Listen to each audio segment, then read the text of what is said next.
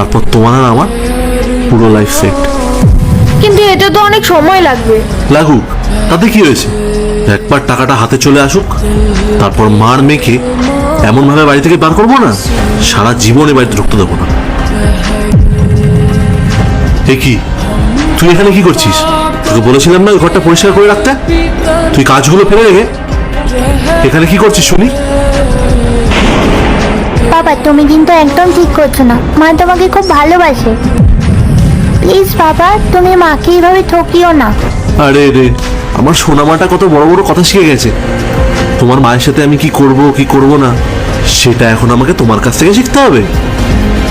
একদম জ্ঞান দিবি না আমাকে। যা বলছি শোন, এখান থেকে বিদায় হ আর নিজের কাজে মন দে। না বাবা, আমি যাব না। মা বাড়ি আসলে সব বলে দেবো। আমি বলবো মা যখন অফিসে যায় তখন এই আন্টিটা রোজ আমাদের বাড়িতে আসে। সে কখন থেকে বকবক করে যাচ্ছিস? আর যদি কিছু বলিস না, তাহলে আমার থেকে খারাপ কেউ হবে না, বুঝলি? আমি শুধু টাকার জন্য তোর মায়ের সাথে নাটক করছি। আর যেদিন ডিভোর্স হবে, আর সেদিন যেন আমাকে গরিব হয়ে রাস্তায় না নামতে হয়, সেই ব্যবস্থাই আমি আগে থেকে করে রাখছি। বুঝেছি, তোমার সব মতলব আমি বুঝেছি। তোমার মতো মিথ্যেবাদী আর লোভী মানুষের সাথে আমি কখনো থাকবো না। কি বলি তুই? তোর এত বড় সাহস? এইসব ফালতু কথা বলো না বন্ধ কর, না হলে খুব খারাপ হয়ে যাবে।